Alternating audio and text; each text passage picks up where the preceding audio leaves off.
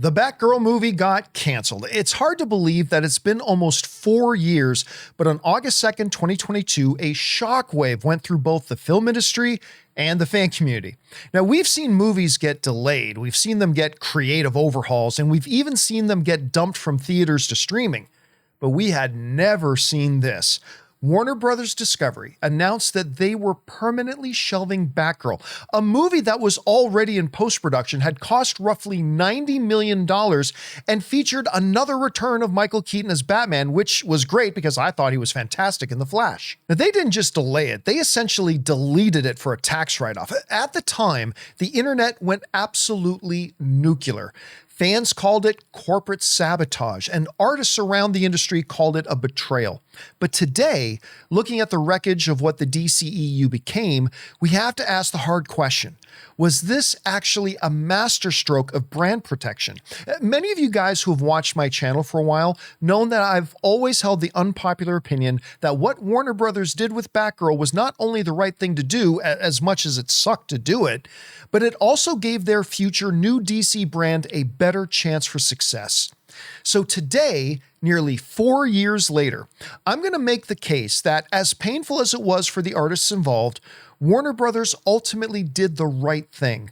In a world where content at any cost was the rule, this was the moment the adults finally stepped back into the room, gave DC characters the respect they deserved, and most importantly, protected their future. All right, now before we dive in, here's a roadmap of our discussion. First, we're going to talk about a brand in crisis and the terrible state the DCEU was in at the time. Next, we're going to talk about the quality reality check and what people who saw the film actually thought about it. Then we're going to go into the strategic hard choice about getting tax money or by spending even more money on Batgirl. And then finally, we're going to talk about clearing the decks and preparing the way for the new DC universe. Now, to understand why would you burn a $90 million asset, you have to look at the state of the DC brand at that exact moment in time. The DCEU wasn't just struggling, it was actively and quickly losing its audience. Look at the numbers before and after Batgirl's reported late 2023 release window would have been. These aren't just underperformances, these are historic, brand-destroying disasters. Birds of Prey, which is one of only 2 DCEU films I actually personally didn't like, only managed a measly $205 million at the box office. The only other DCEU film I didn't like, Wonder Woman 1984, was universally panned and took in $169 million, though you have to give its box office a bit of a pass considering the pandemic situation. The Suicide Squad was a fantastic movie, but it only managed $168 million. One of the biggest warning signs of the audience abandoning the DCEU was Black Adam, a movie that was hyped for nearly a decade and promised that the hierarchy of power in the DC universe is about to change. It landed with a thud. For years, it was seen as potentially DC's second billion-dollar film, but that didn't even manage to get half of that, coming in at around just $393 million. Shazam! Fury of the Gods grossed just $134 million worldwide. Then you've got The Flash, the big multiversal event that saw the return of Michael Keaton as Batman. It crashed with only $271 million. You got Blue Beetle, a sad $130 million global haul, despite it being a pretty good movie. And finally, you had Aquaman 2, the sequel to the only billion-dollar DCEU film. It crawled across the finish line, dropping 62% from the original, only making about $440 million. When you factor in that the studios need to allow theaters to keep a portion of the box office and still has to pay enormous amounts of money for marketing, these movies lost hundreds of millions of dollars. But more importantly than the money, they lost the audience. The DC logo had become a warning sign rather than a seal of quality. Warner Brothers was coming out of the Snyderverse era, fractured, exhausted, and bleeding cash. They simply could not afford to release another poor film that would further convince the public that DC movies just weren't worth the price of a ticket anymore. So now let's get into the quality conversation. There's a romantic notion out there that Batgirl was a hidden masterpiece, but the people who actually saw the movie tell a very different story. Talking about Batgirl's cancellation, Warner Brothers CEO David Zaslav said, "We're not going to put a movie out unless we believe in it. The focus is going to be how do we make each of these films in general as good as possible. DC is something we can make better, and we're focused on it now." Peter Safran, the current co-CEO of DC with James Gunn, was incredibly blunt when he addressed the media saying this, "I saw the movie. There are a lot of incredibly talented people in front of and behind the camera in that film, but that was not releasable. It happens sometimes. I actually think that Zaslav and the team made a very bold and courageous decision to cancel it because it would have hurt DC and those people involved. And it wasn't just the executives, industry insiders like Matt Bellani of Puck News, who you saw make a couple of appearances in that great Seth Rogen show, The Studio. Anyway, he reported that test screening audiences were underwhelmed. I spoke to someone who saw the test screening and said it was very TV.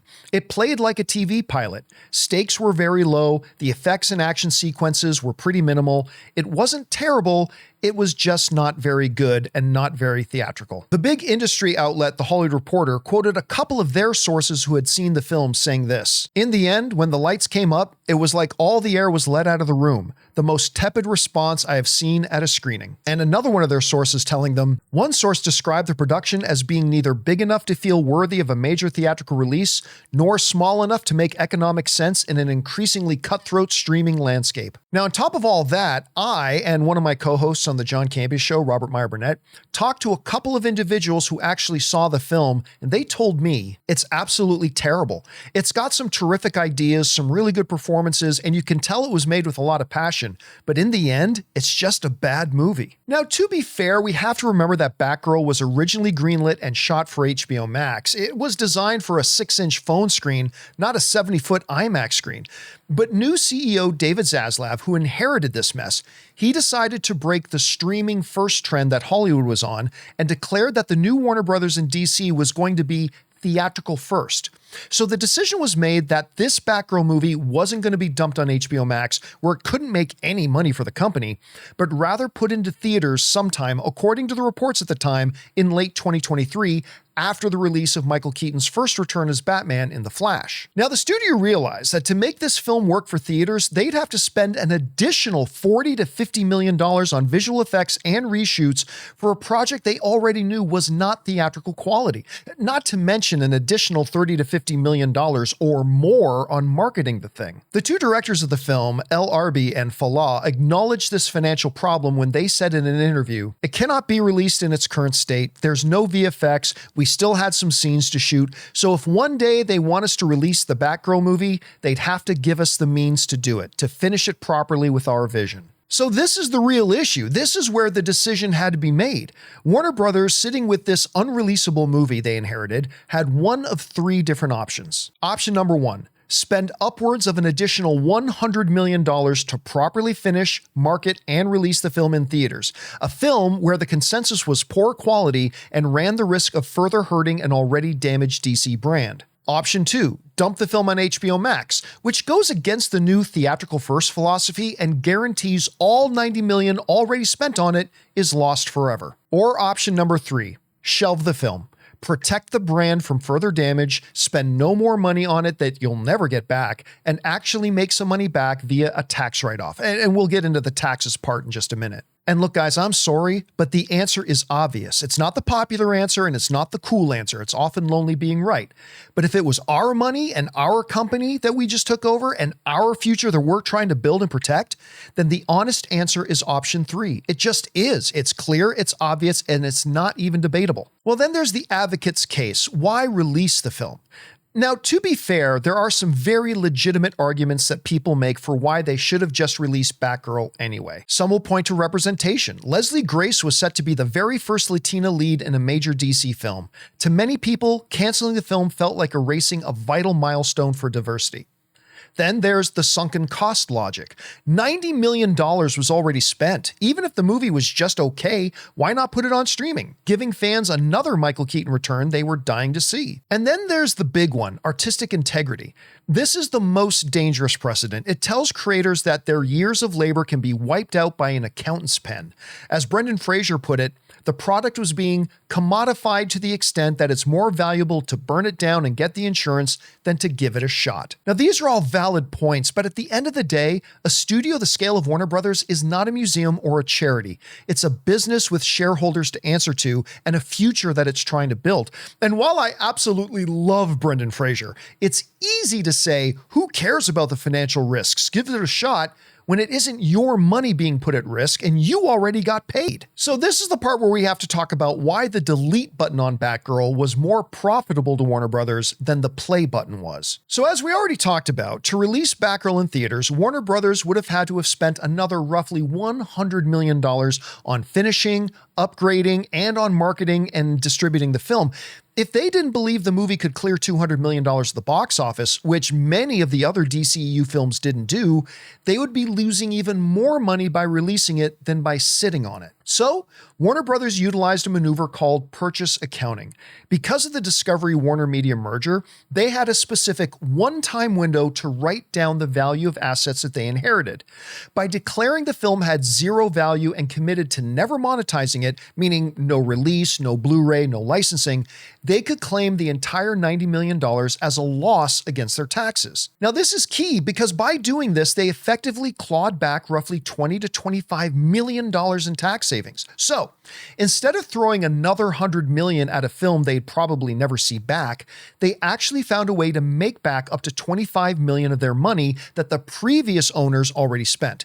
From a balance sheet perspective, it was the only logical answer. At the end of the day, the Batgirl cancellation was the first sign that the streaming wars era of content at any cost was over. Warner Brothers realized that a brand is only as good as its last few movies. They chose the short-term pain of an admittedly PR nightmare to avoid the long-term damage of a less than mediocre product that was ultimately going to lose them even more money. Was it fair to Leslie Grace? Absolutely not. Was it fair to the directors? Absolutely not.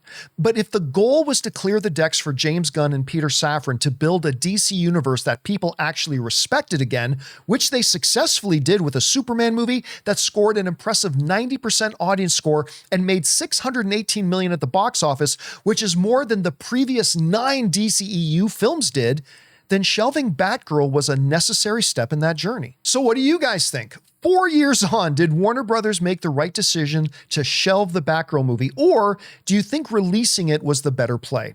Jump down into the comments and let me know. Thanks a lot for joining me, guys. Whether you agree or disagree with me, I hope this little video gave you a few interesting things to think about. My name is John Campea, and until next time, my friends, bye-bye.